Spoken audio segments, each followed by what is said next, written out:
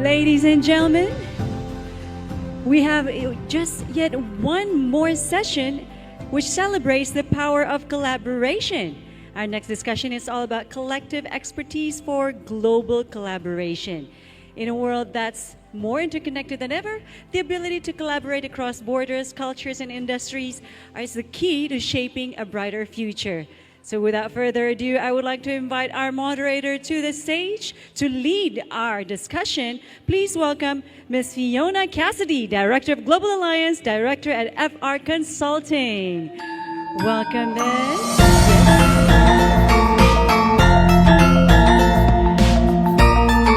And also please welcome our panelists for this session, President of Nigerian Institute of Public Relations, Dr. Aiki Neliaku, once again on stage.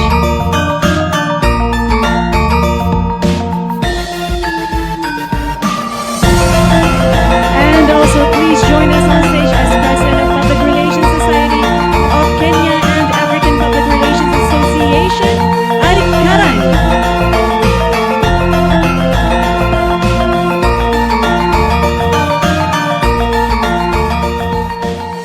Sit down. Thank you very much, Dr. Aiki. Now, if you could, Arika, on to you. Good evening, everyone. Good evening once again. Jambo. Excellent. My name is Arik Karani, and please, may we have the slides? You know, when I was invited to speak about the collective expertise for global collaboration, I wondered what I was going to talk about, especially because I was in a panel with my very good Dr. Ike, who's my brother from Nigeria.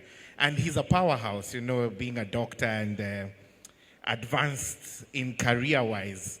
But, you know, I'm still his boss. So I said, this is going to be interesting. So when I was looking at this topic, I said, I will talk to you about what or who is holding you. And I will give the example of a clothespin. I don't know how you grew up, but I grew up in an era where we used the pegs or the clothespin to hang our clothes. And so this whole presentation will be about that clothespin. Now, to move us into the next slide, I want to talk to you about where I come from. So, when I say karibu, you say asante. Karibu? Asante. Karibu? Asante. Karibu means welcome. So I'm welcoming you to Kenya. Why am I starting this story from the Kenyan concept? Because I was born and raised in Kenya.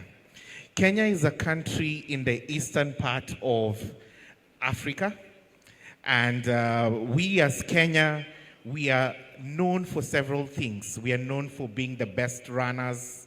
We are known for having the white sandy beaches. We are known for nyama choma. You know, that's what we are known for.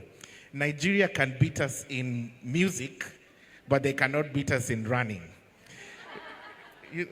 So in Nairobi, the capital of Kenya, what we have is a whole diverse city that has a lot of things that can never be witnessed before.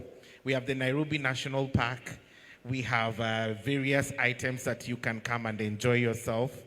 And I heard Professor Renee in her previous session, she said that certain countries like New Zealand, Ireland, and Australia are paying high salaries and we should move there. I tell you no, I think you should move to Kenya because we may not have salaries, but we have good life. And why am I telling you this story? I'm telling you this story because I was raised in Kenya. And after being raised in Kenya, living all my life in Kenya, I found myself in a quagmire. The quagmire was I had to leave my country in search of a better future to work in a different country. And I went to work in the US with a diverse team. All my life, for 13 years, I had worked in the Kenyan context. And here I am, I have been moved into Washington, D.C., and I have to collaborate with 30 teams across the world. When you have 30 teams across the world, first of all, it's a culture shock. How do you start collaborating with people with different cultures? And you were raised with a certain culture. You are in a different country with no relative, and you must make things work. And that is where life began for me. Life began in the element of how do I shift my focus and how do I use my expertise for global collaboration. Now, in the world where we are living, everything has changed. Communication is in a significant shift. Globalization has really made everything so different than what we used to have before. But even as that is happening, remember the peg, the clothesline? I want to ask you, when you are hanging something or when you are a peg, you need 2 pegs to hang something effectively for it to dry, right? So even as that is happening, the borders have expanded. Brilliant minds are transcending geographical barriers. They are moving into spaces where you must collaborate. Collaboration means that you, as a peg, will need another peg for you to be able to hit the right tones and for you to be able to effectively communicate.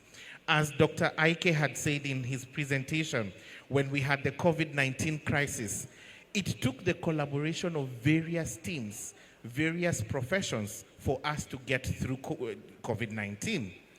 That said, then we have to look at what essentially is this collaboration. And for me, it's described in 3 elements: people, the expertise that we bring, technology, the systems that help us to be the better people that we can do and to reach the many people we can, and networking platforms. When I look at these 3 elements, I now want to dig deeper into what will make it work for you. Which are the pegs that you can lean on to help you become a good collaborator and to help you move with your career? We have cloud-based document collaboration. When I went to the US, I never knew about the Google Workspace, the Notion, and the fact that we could all sit and collaborate and work on a document together. So the first time I was given a task, I went into a document and I was writing my work. All of a sudden, the vice president entered, the executive director, and they were editing, and I was like, what the hell is going on here? And I had to close my laptop, and I thought I was being hacked.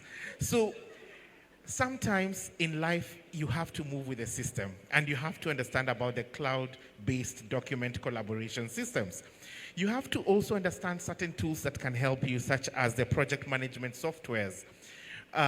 My whole being in Africa, I never knew that I could manage projects with certain platforms such as Asana, Workfront, and to be able to track work until the project ends, the cycle of making sure you're doing excellent work and on time. And for you to be able to track your projects, there's several tools that you must use. And I got to learn about most of these tools. So these are some of the things that really help in terms of how you can be better. I then got introduced to the AI-powered transcription and note-taking. I used to type all my work. AI has come in and has made everything effective, everything easier. So how are we tapping into that? And then there's the unification element, using tools such as Microsoft Teams, Slack, Zoom, all these that have different project management systems. All these elements, these 4 pegs, are what can help you to become a better collaborator, are what can help you to be able to reach diverse teams, and are what I never knew was needed until I started operating in a team element. So what does this whole mean? I simplified you in one word: amazing. It means that in the era where we are living, we must work with strategy. We must use our words with empathy and with kindness because we have various cultural elements. We must be leaders that are empathic, leaders that are visionary, leaders that are looking towards tomorrow.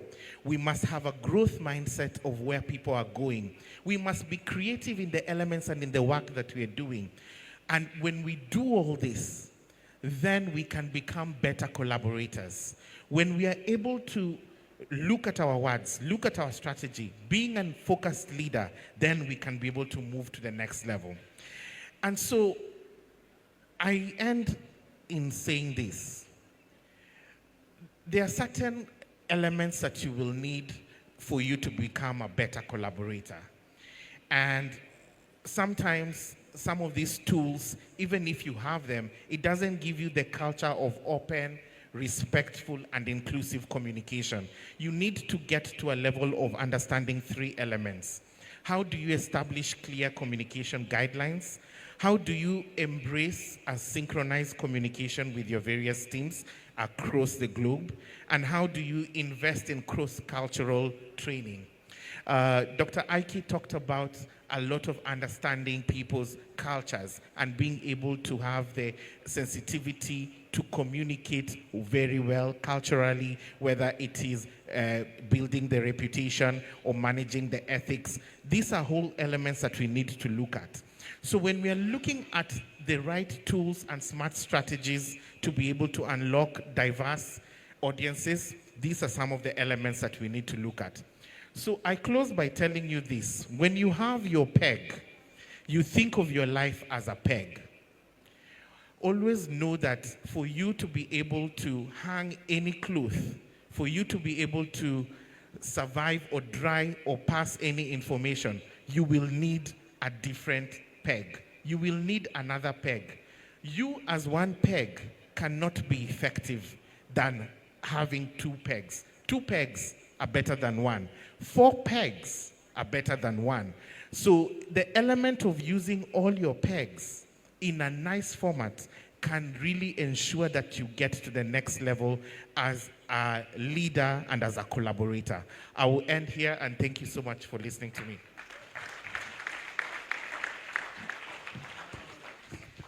Thank you very much. Thank you very much, Dr. Aiki and Arik.